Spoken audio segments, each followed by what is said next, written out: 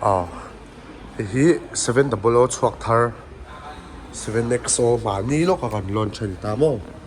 hei moi ni moi sial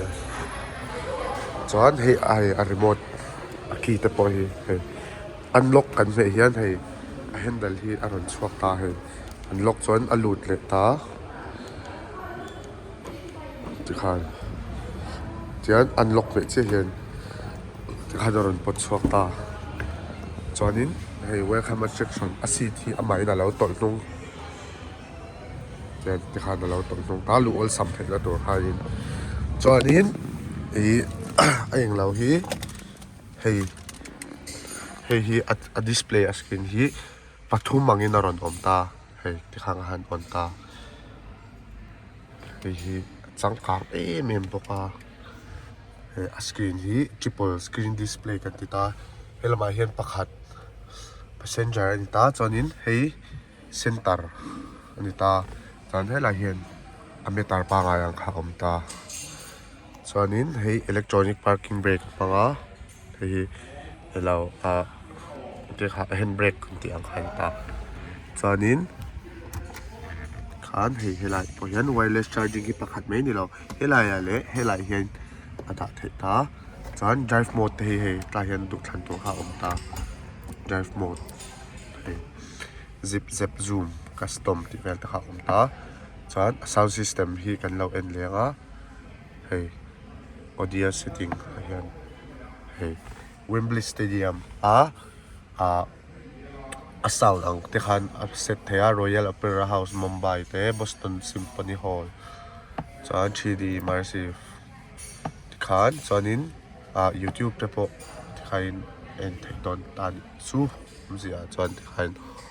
o apps hei tikhain shopping te duh kha thlan thei ni chu helama pawh hian hetiang chi hianin hei a rawn function ve tho ta ni chu chuan a sound ni Harman Kardon a rawn hmanga acha heavy hei Harman Kardon hi chuanin hei a seat te hi tian hei heng ho hi captain seat kan ti bik ta captain seat lo pawh hi helai a in zom hi duh thlan tur awm ta chuanin hei sunroof hi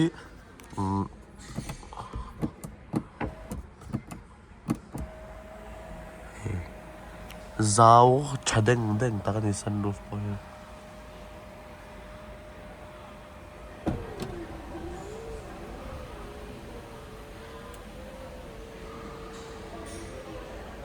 so lung thleng son sunroof vek tha em ta ni hei chuan a seat te hi hemi a seat a ko ser atang het AC ron chhuak thei ta ventilated AC seat kan ti bik na chan kha ni ta chuanin engela poimo le dawang o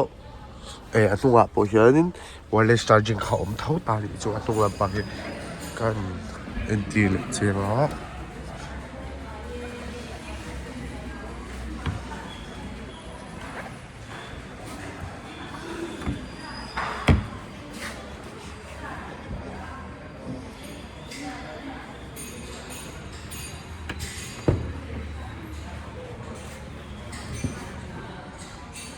hei tung seat te pawh hi spacious hei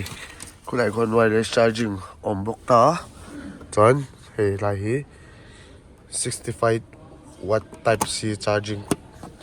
box ang kha rawn chhawm bawk ta hei mawi tuk